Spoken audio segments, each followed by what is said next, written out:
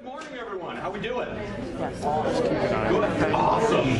Saturday at 9. Kyle, you couldn't be better, right? Yeah. Well, I was kind of reminiscing a little bit and recalled the fact that Nick Polyak and I arrived at Augustana in the fall of 1995. Nick is a first-year student. Me as a new professor here at Augie, and we've been kind of together ever since, more or less. Nick has followed a rapid trajectory from math teacher to district superintendent, and he has been kind enough here today with the able assistance of Dr. Todd Beltman, a technology coach, to deliver the keynote today. So without further ado, and that keynote, by the way, is called Where's Education Going and Who is Driving?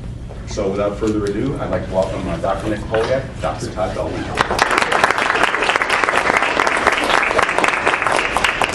Good morning, everybody. Glad you joined us. I'm sure this was early for you. For me, I got to sleep in because my kids weren't waking me up.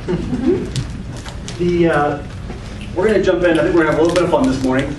And I want to do quick introductions about us and our school district. I'm proud to be the superintendent at Leiden Community High School District 212. If you don't know where we are, we're just outside of O'Hare Airport, serving the communities of Rosemont, Franklin Park, Schiller Park, River Grove, North Lake, some of Melrose Park, and Leiden Township. So we're two big high schools just by the airport. Very diverse student population, over 50% low income. We have over 30 different languages spoken in our students' homes, many undocumented students, lots of first generation. So very diverse population, but a wonderful population. I'm proud to be the superintendent. This is my third year there. And Todd?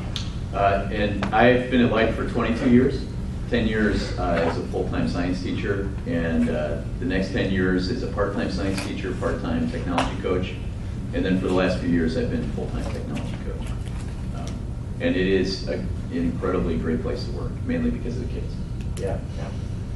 So I'll have you know that I'm not a particularly dynamic public speaker, and neither is Todd, but together we are passable. So you've got that to look forward to. And I also want you to know a special decision I made for today. 17 years ago, when I was sitting right here in your seats, I purchased my very first suit, the suit that I'm wearing today. This is the suit I wore to all my interviews and got my first job teaching. So I thought it was apropos to bring this one along today. Been repaired a couple times. The topic today is, where's education going and who's driving? And Dr. Schroeder and I were talking about, should we get into the politics of this? And I've decided to kind of stay away from that. And I want to talk about some of the trends in education, some of the things we're doing at Leiden, and things maybe just to open your eyes to where education is going these days. Because in many ways and in many places, education is still being driven like we did back in the old days. The system was designed in the 1800s with classes and bells and rows, and you're still going to see that in a lot of places. In some places they've modernized a little bit, and they've got some good things going on. But my challenge for you is during the tenure of your career, you're going to see things like this and beyond, things you can't even imagine right now. I can't wait for the day that I can get in my driverless car and answer all of my emails on the way to work and get there and just be ready to go. So I'm excited. But I want to share some perspective for you. Because the Federal Office of Education celebrated in the last couple of years the fact that the college high school graduation rate finally got over 80%. It was a big celebration. Arnie Duncan played in the all-star basketball game with the number 80 on his back to celebrate that. But I want to put something in perspective for you here. National numbers now, these are statistics that are true within the last year. 68% of high school graduates in the United States go on to college, 2 or 4 year. So 32% of our graduates never go on to college. They're going to go to the workforce, maybe the military, or do other things, but 68% go on. And I want to talk about that 68% and what's happening to them. A lot of them will go to junior college. Maybe you know Blackhawk, by us it's Triton, where I grew up it was Joliet Junior College, but junior college, when you go to junior college, The average completion rate of any kind of 2 or 4 year degree is 15%. 1-5. So some are a little higher, some are a little lower, but the national average is 15%. If you go to junior college and you start in a sub 100 level course, a remedial course that they'll make you take before you can take the credit bearing courses, that falls from 15% to 1%. Okay? So again, it varies a little bit from place to place. So that's junior college. What about the folks who go on to 4-year institutions? The number now goes to 60-40. 60% complete and earn degrees, 40% never do. And during the time people spend at community colleges and 4-year colleges, they accrue a lot of debt, they spend a lot of time, and unfortunately many of them are coming out without any kind of usable skills or credentials.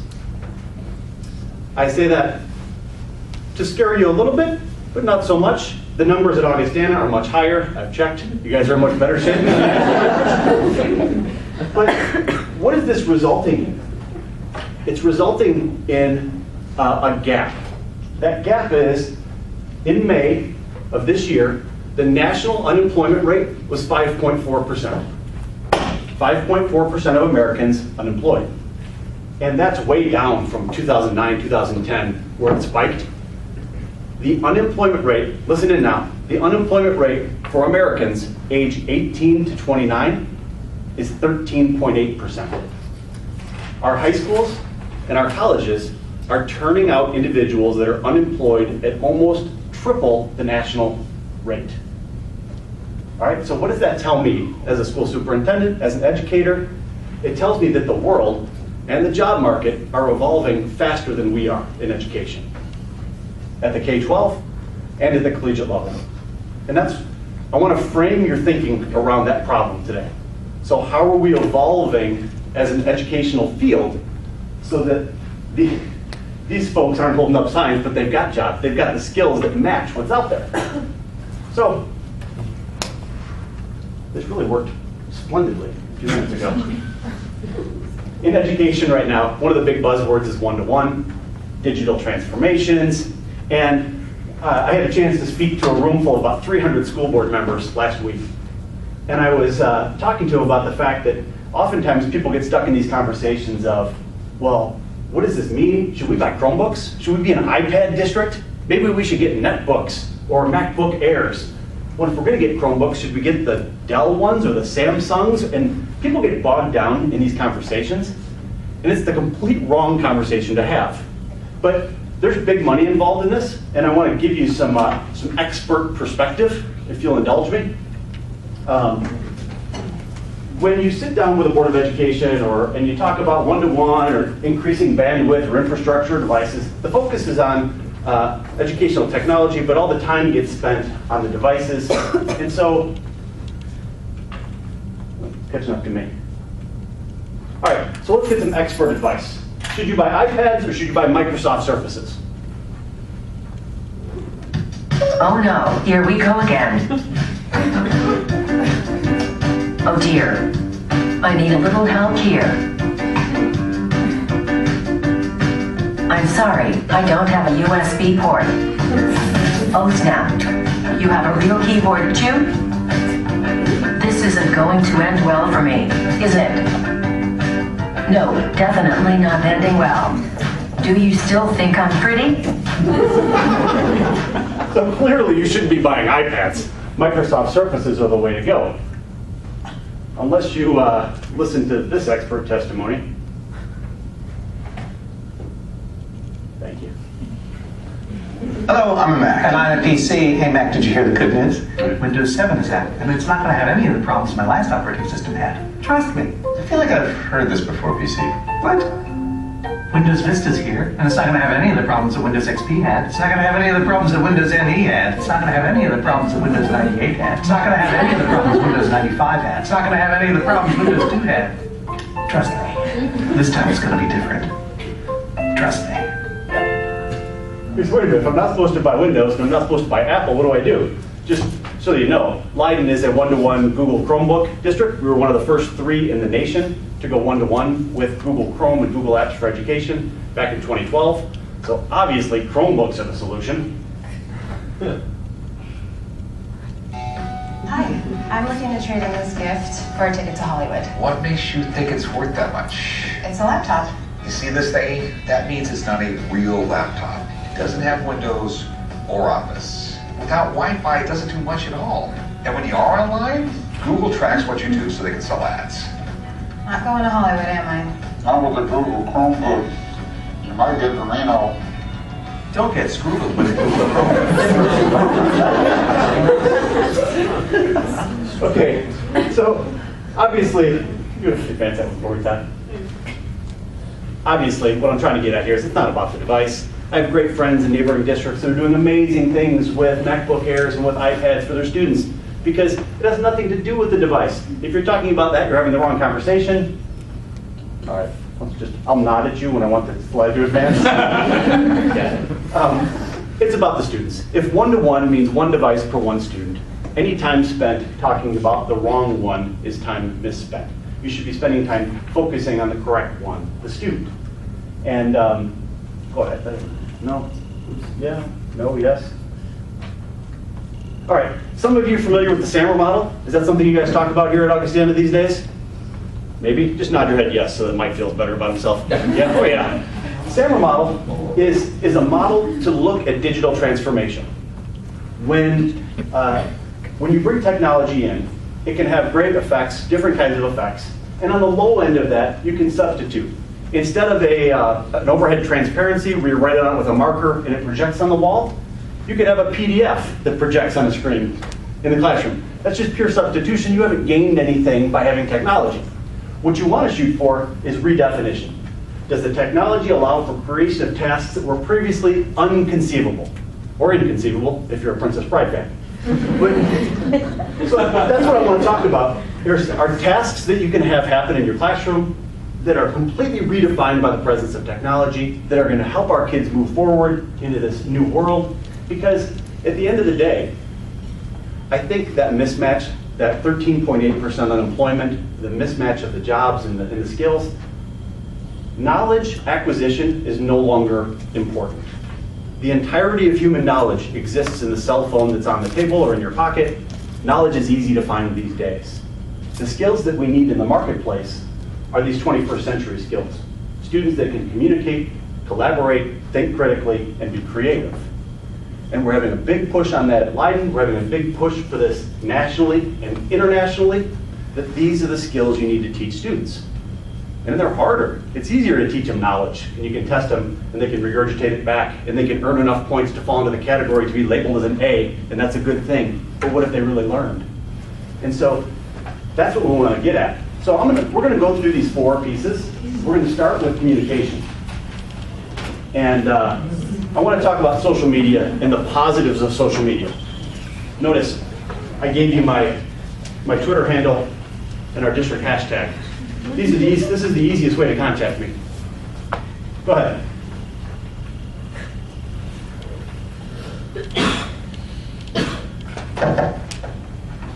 Hey, Justin, what's up? Not much, Jimmy. Hashtag chilling. What's up with you? Busy working. Hashtag rise and grind. Hashtag is it Friday yet?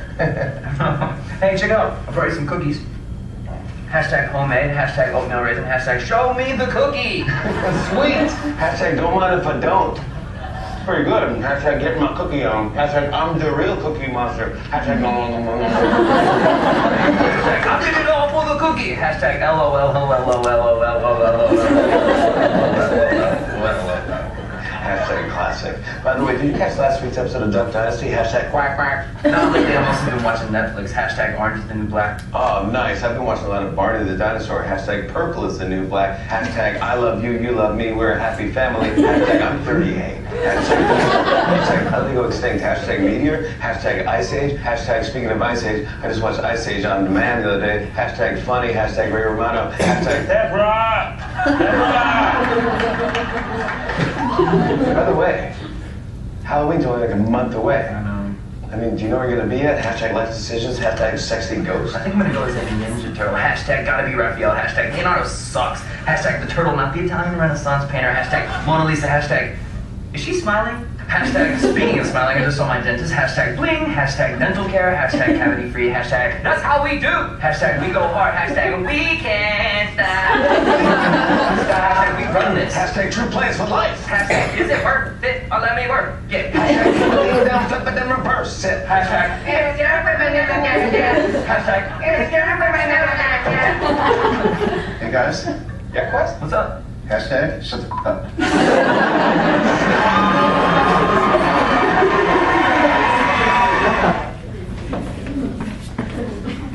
An interesting question to ask when you interview is whether or not the school or the district has its own hashtag.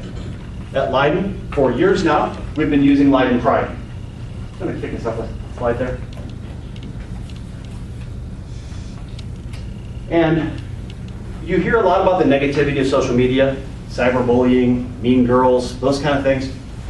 We've chosen to take it from the other perspective of harnessing the power of social media for our students to tell our story, to connect, to collaborate. And so if you go on Twitter and you search Leiden Pride, you're going to see our students telling you about all the good things that are happening. You're going to see teachers sending out pictures of cool projects they're doing. But I don't want to talk about the sharing piece. I want to talk about how we communicate and connect with one another through social media. A couple examples. One morning I got on, and I always have TweetDeck up on my second screen in my office, and I saw a post from one of our students that said, "Can't wait for the golf regionals today, I tee off in 2 hours." So I just responded and said, "Hit him straight, good luck today." And I know, that young man is going to go home to dinner and tell his parents, "Do you know the superintendent replied to my tweet?" I'm doing this purposefully to meet students where they are, to come on that level and be in the space that they're in. One of a great interaction happened. We had a student post a picture of their college acceptance letter, and they were all proud to go to college, put the picture out there. The first response they got was from one of our school board members, congratulating them and saying, "We're proud of you."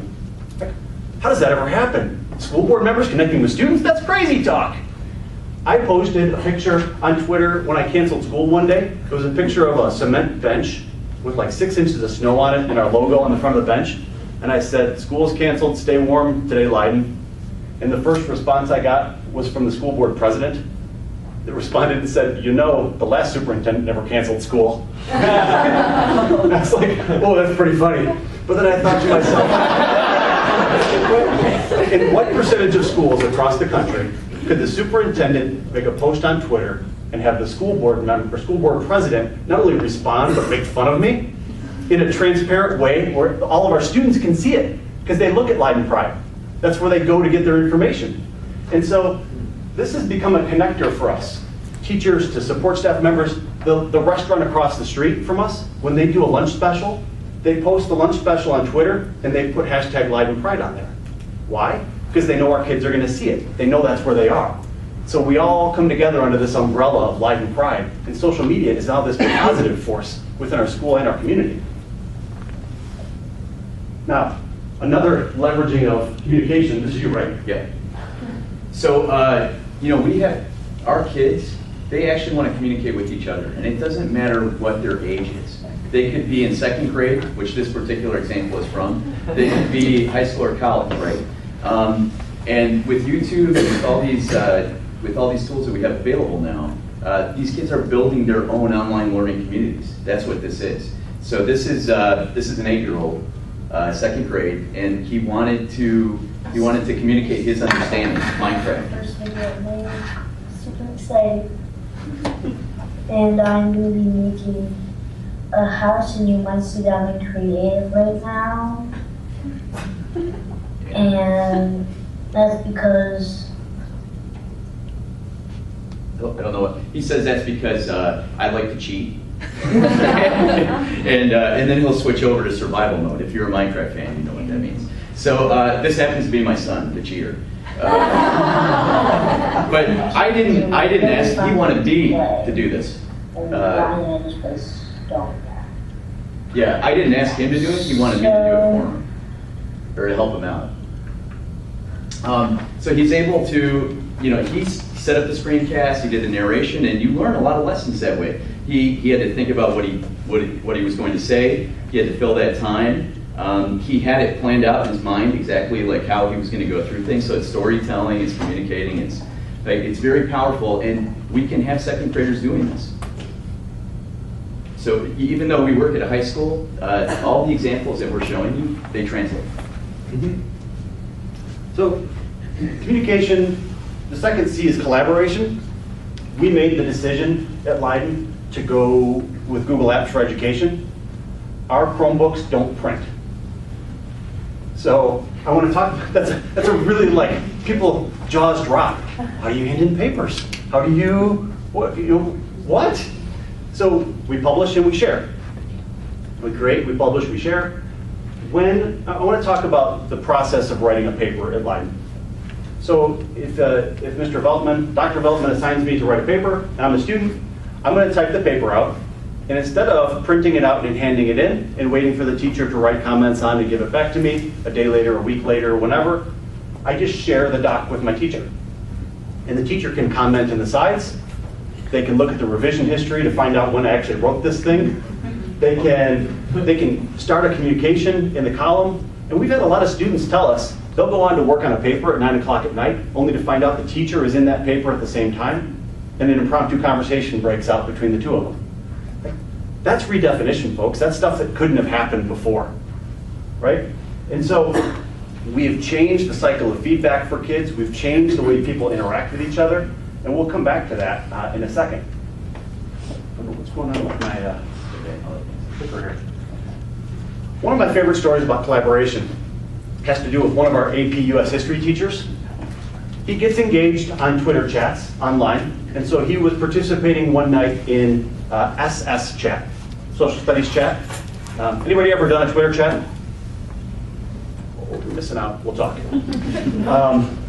So there was a teacher, inner city Baltimore charter school, middle school teacher, said on the chat, hey, I'm looking for another classroom somewhere to collaborate with my students. And so our teacher said, we'll do it. And they connected via Twitter, and they set it up to where these young men and women in Baltimore were writing blog posts about civil rights movement leaders. But they weren't just writing them for their teacher, they were writing them for our AP US history kids. They had an authentic audience that they were writing for, and our kids commented back to them, gave them recommendations, gave them praise, served in a mentoring role for these kids in Baltimore.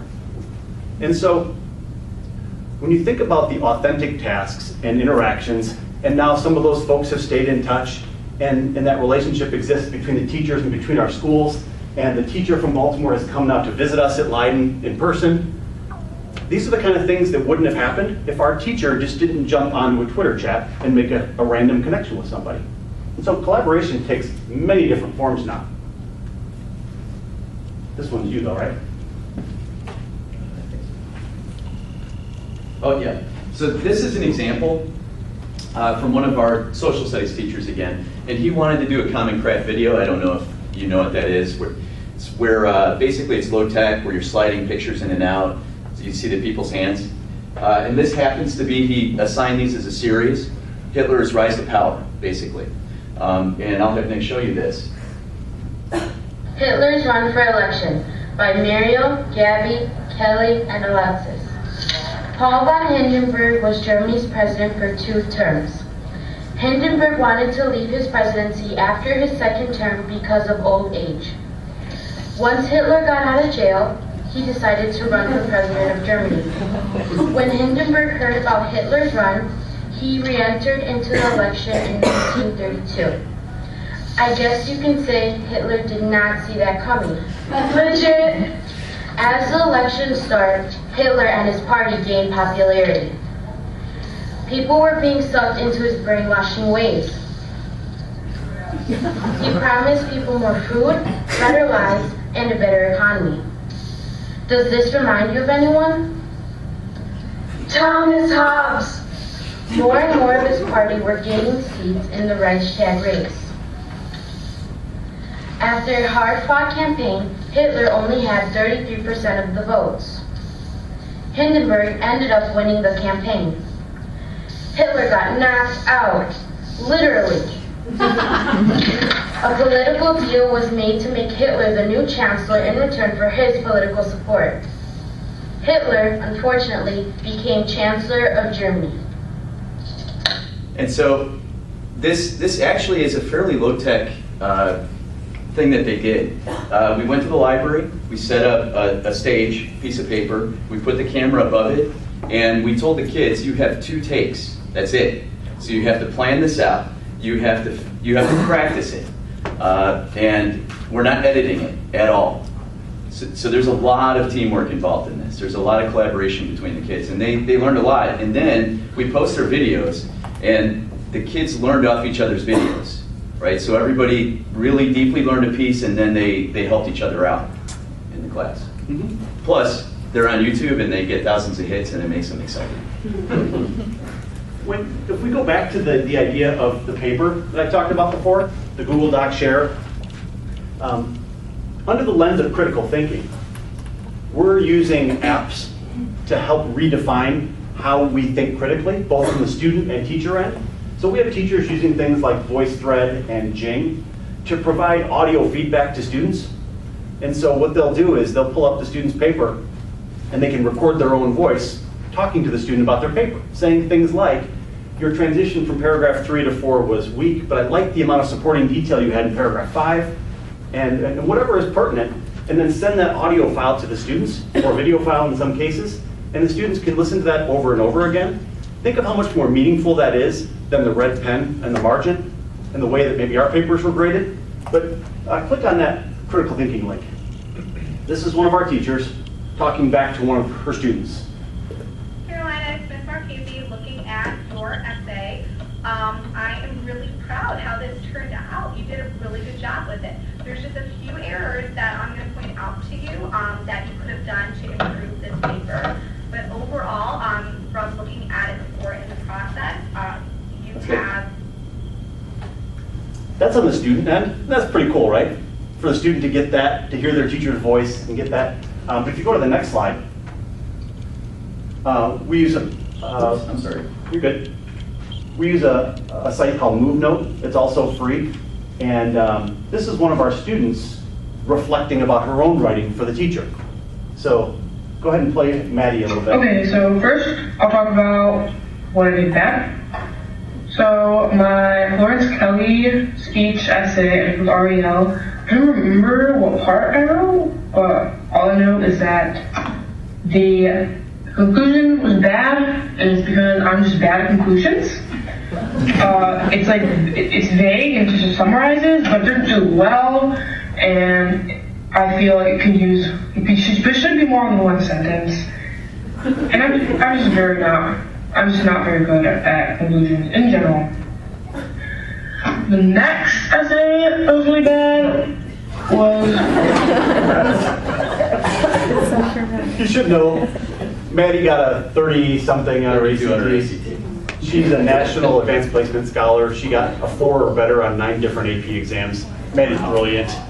But for students to be able to reflect like this and share it back to the teacher, the student and teachers are now inside each other's heads. The relationship and the interaction here is on a completely different level. But critical thinking, this is cool. I'm talking about a paper, so let's make it a little more fun. Yeah, so this is a project that I do with our engineering club. We make a battle bot, and it fights just like in the TV show. And if we'll start this video just so you get a taste of what these bots are like.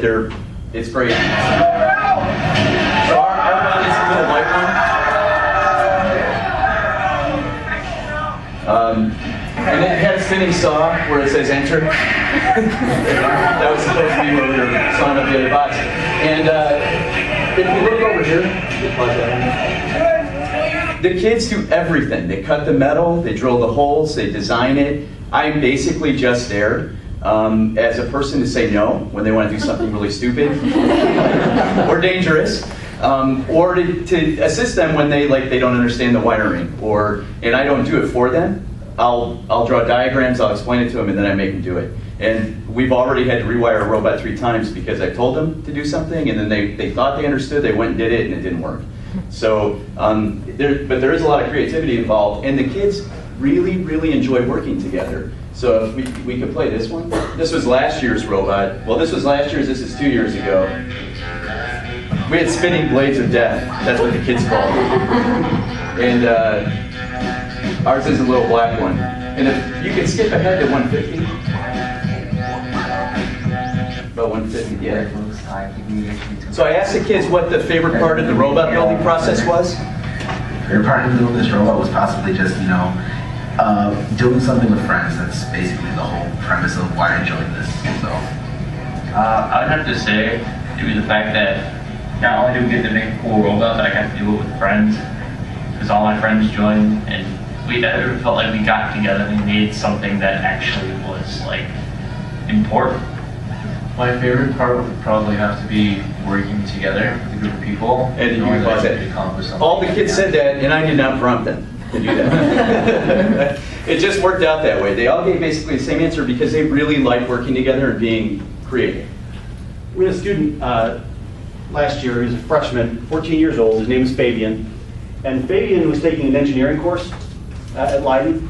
And near the end of the year, Fabian finished with the projects he had to do, and he asked his teacher a simple question: what should I do with the time I have left? And our teacher could have said, here's a worksheet, fill in this, go clean up the corner of the room for me. But instead the teacher said, what do you want to do? Figure out what you want to do and come back and tell me. And so the student decided he wanted to make a 3D model of his high school with our 3D printer in the library, or in the classroom. And so Fabian went on Google, got an image of the high school from the sky, and sketched it out on paper, but he couldn't figure out the dimensions. So he went to a house across the street that was in the same image, and he measured the width of the house to determine a scale factor to figure out how big the high school was. But then he had to still figure out how to do the details on the sides of the school. So he mounted a GoPro camera on the top of his mom's car and had his mom drive a lap around the school because he's not old enough to drive. And start, stop, pause, he sketched out, and then on his Chromebook and Autodesk, he built the high school. 3D printed it, and then took it and presented it to the principal as a gift. Here, I made your high school.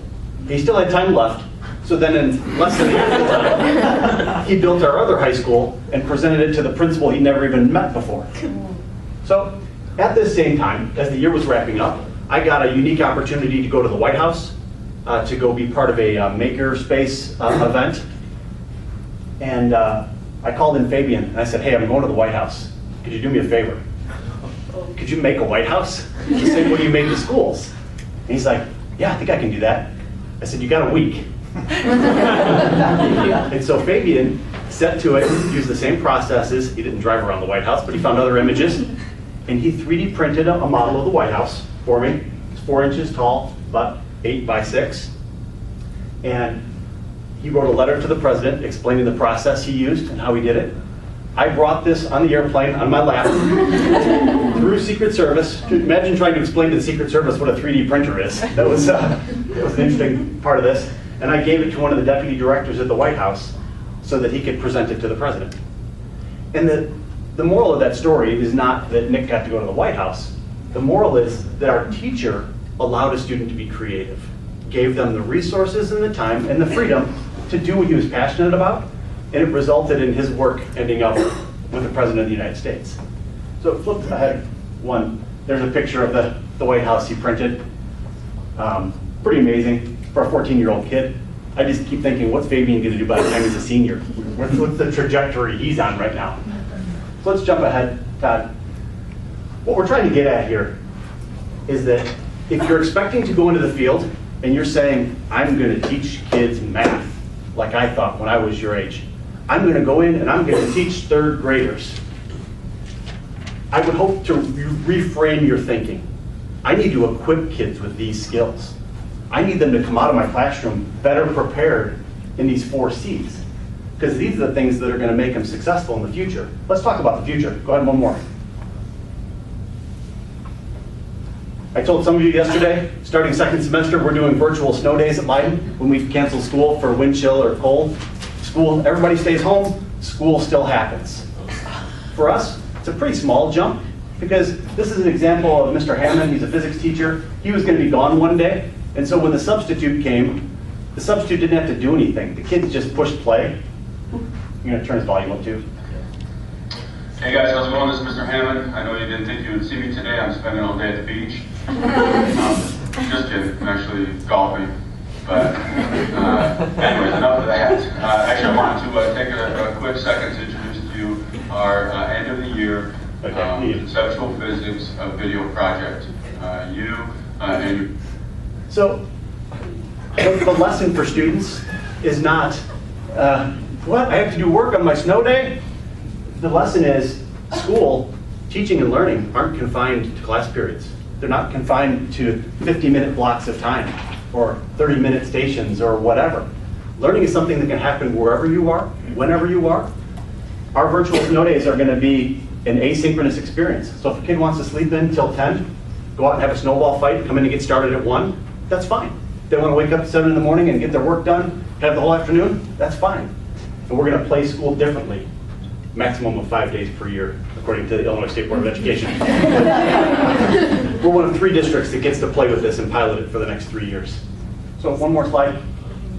So if part of our role is to prepare kids for the future, I would just challenge you to think about the fact that the future you're preparing them for is something you have no imagination about right now. We have no, when I was at Augie, I got my first cell phone.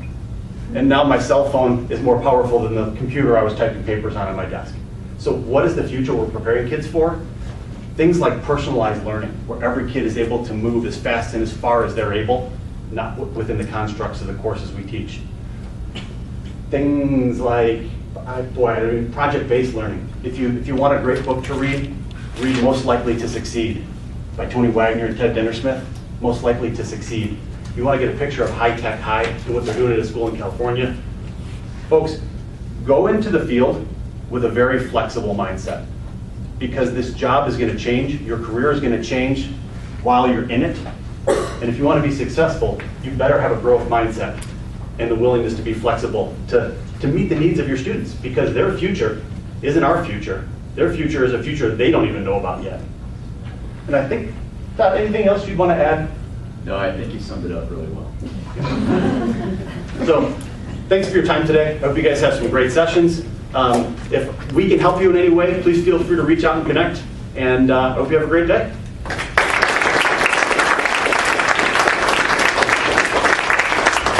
Thank you, Nick and Todd. With that, I would invite everyone to attend the first session of the day.